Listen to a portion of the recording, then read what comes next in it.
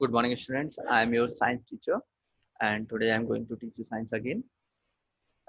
From last few videos, we were continued with our third chapter of science, that is fiber to fabric. What is the name of our chapter? Fiber to fabric. In this chapter, we discussed on the different topics, and when we start this topic, we discussed on the different fibers like two types of fiber, natural fibre, synthetic fibre. And मैंने आपको natural fibres में आपको बताया था कि कुछ plant से मिलते हैं, कुछ एनिमल से मिलते हैं. प्लांट से मिलते हैं प्लांट फाइबर्स और एनिमल से मिलते हैं एनिमल फाइबर. प्लांट से कॉटन एंड जूट और एनिमल्स में वूल एंड सिल्क. तो हमने वूल को हमने देखा था कि डिफरेंट ब्रीड्स होती हैं, सीप की, गॉट की, याक और भी कैमल भी है. ऐसी बहुत सारी ब्रीड्स ये हमने देखी थी जिनसे क्या मिलता है, हमको वूल मिलता है. इसकी पूरी प्रोसेस थी, ये भी हम देख चुके हैं. एंड देन ये सब स्टेप्स फॉलो होती हैं वूल एक्सट्रैक्ट करने में, ये भी हम देख चुके हैं लास्ट वीडियोस. एंड देन हम सिल्क पर आ गए थे, तो सिल्क के क्या यूजेस होते हैं, सिल्क वर्म से ये मिलता है हमको, ये भी हम देख चुके हैं. और रियरिंग ऑफ सिल्क वर्म्स को हम क्या बोलते हैं, सेरीकल्चर बोलते हैं. उनको पालना, उनको फूड देना, उनकी ग्रोथ कराना, है ना. तो हमने डिफरेंट टाइप्स के हमने देखे हुए थे कौन कौन से टाइप्स के सिल्क मार्केट में अवेलेबल होते हैं. एंड हमने उसकी लाइफ साइकिल भी देखी थी last video. And today we continue with the same chapter. और हम देखेंगे कि उसकी लाइफ साइकिल में जो कोकून फॉर्म होता है जिससे हमें सिल्क मिलता है, उसमें बेसिक 2 प्रोसेस की जाती हैं उन कोकून से सिल्क को एक्सट्रैक्ट करने के लिए. कोकून मिल गया, कोकून से सिल्क हमको बनाना है, तो उसके लिए कुछ स्टेप फॉलो करनी पड़ती हैं. First, the steps towards obtaining silk is rearing of silkworm done when mulberry trees bear a fresh crop of leaves.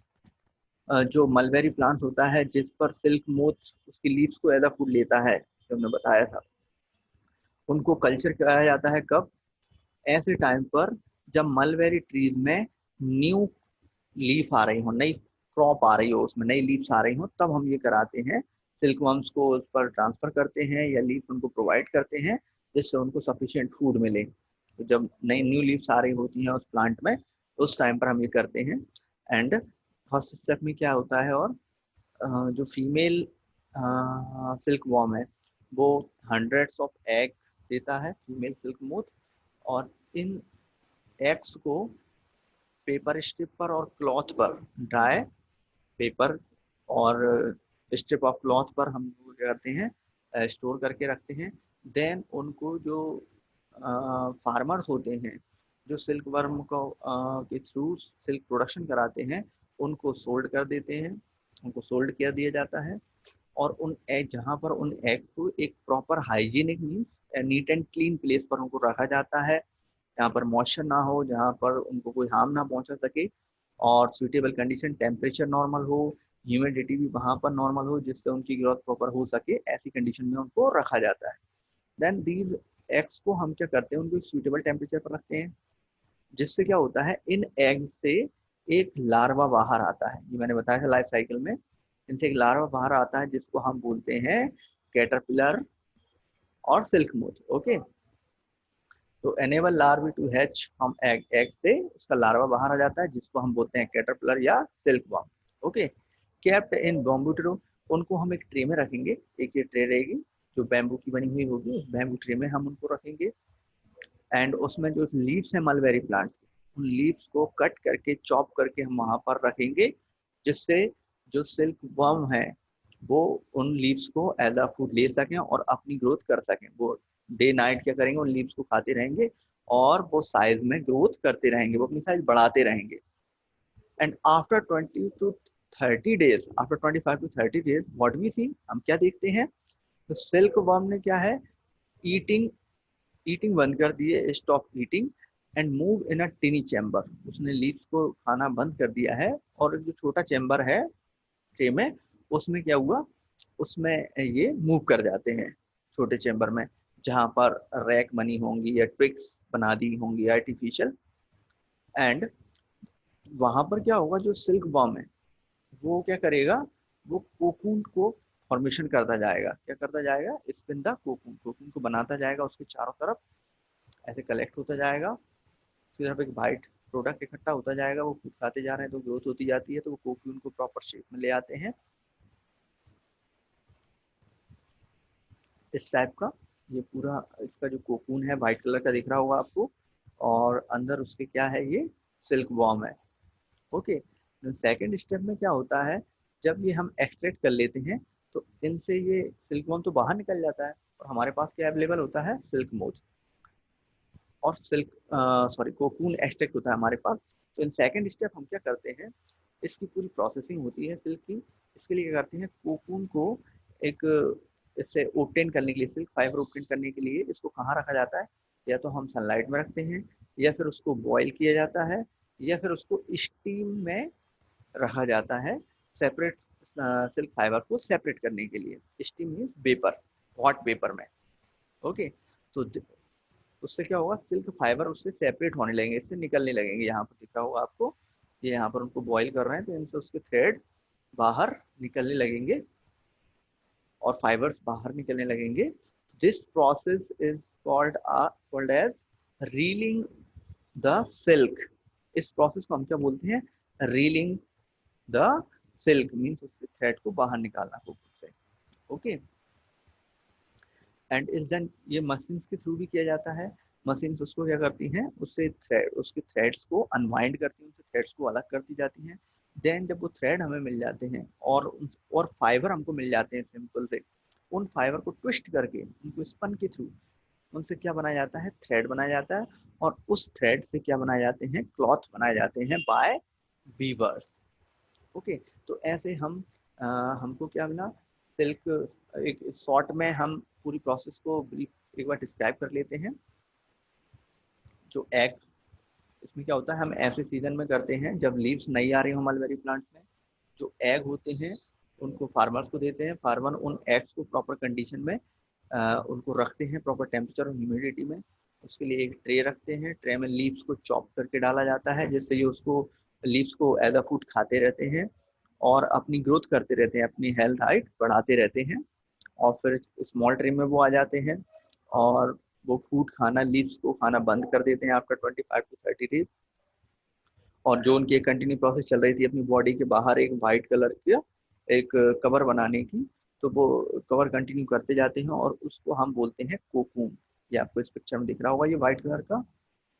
इसे पूरा पैक कर लेते हैं और फिर इससे हमको क्या निकालना होता है, सिल्क निकालनी होती है। तो इसको बॉईल किया जाता है या सनलाइट में रखा जाता है या हॉट स्टीम में रखा जाता है, तो उससे उनके जो फाइबर्स हैं वो अलग होने लगते हैं।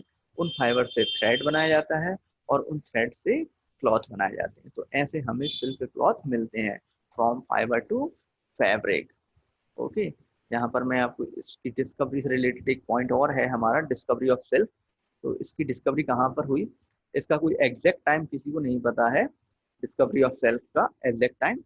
But according to an old Chinese legend, एक ओल्ड चाइनीज थे, उनके अकॉर्डिंग वहाँ पर एक किंग थे जिनका नाम था हुआंग टी, और उनकी वाइफ थी एम्प्रेस, एम्परर थे हुआंग टी, और उनकी एम्प्रेस थी लीलुंगची। तो एक बार एम्परर उनसे पूछते हैं कि आप जो हमारे गार्डन में मलबेरी ट्रीज हैं उनकी लीव्स कैसी हुई हैं, डैमेज हो गई हैं, आप उसका रीज़न पता करें। गार्डन में जो हमारा मलबेरी ट्री है उसकी जो लीव्स हैं वो डैमेज हो गई हैं, उनका रीज़न पता करें। तो empress found white worm eating up mulberry leaves. तो एम्प्रेस वहाँ पर क्या फाइंड करती हैं, जो वहाँ की एम्प्रेस थी सीलुंगची, की जो मलबेरी लीव्स हैं उनको कुछ वर्म्स खा रहे हैं उन लीव्स को। And she notice that they were spinning, और वो ये नोटिस करती हैं कि उन वर्म्स, वो वर्म्स अपने चारों तरफ एक कोकून फॉर्म कर रहे हैं, एक वाइट कलर का कवरिंग अपने ऊपर चढ़ाते जा रहे हैं। और एक्सीडेंटली क्या होता है, एक कोकून उनके चाय के कप में गिर जाता है। ये वहां पर होती है तो एक उनकी चाय के कप में गिर जाता है। तो चाय तब गर्म थी, तो उससे क्या हुआ कि उसमें जो कोकून्स के जो फाइबर से थ्रेड थे वो उस बॉयल जो टी थी उसमें से थ्रेड उसके सेपरेट होने लगे। इससे क्या हुआ, इससे ये कॉन्सेप्ट पता चला कि इनसे एक नया थ्रेड मिलता है, एक नया फाइबर मिलता है, जिसको नाम क्या दिया, सिल्क। तो ऐसे सिल्क की डिस्कवरी हुई। तो सिल्क की इंडस्ट्री सबसे पहले चाइना में लगाई गई। देन और कुछ टाइम तक ये बहुत ही कॉस्टली बिकता था, सेल बहुत ही कॉस्टली सेल होता था। तो वो उसको बहुत अच्छे से वहां पर गार्ड के थ्रू उसको सीक्रेट रखा गया उस इंडस्ट्री को कुछ टाइम तक, जिससे लोगों को पता ना चले। कई 100 ईयर्स तक ऐसा ही करते रहे वो, सिर्फ चाइना के लिए प्रोडक्शन करते रहा।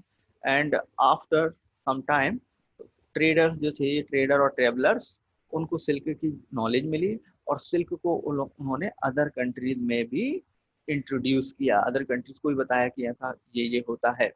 तो जो वहाँ पर ट्रेवलर्स थे, जो चाइना से होते हुए और जहाँ पर गए और उन्होंने सिल्क के बारे में बताया, तो उस रूट को आज भी सिल्क रूट बोला जाता है, जहाँ जहाँ से वो आए थे। ओके, जहाँ जहाँ वो गए थे। So our third chapter is finished. It is a mulberry plant. Okay. So it's enough for today, and our today's top today our third chapter of science is also finished. We will start our next chapter from tomorrow. I am sending you question and answer so you complete your notebook. I hope आप लोगों को समझ में आया होगा. If you have any doubt, you can ask. Good luck.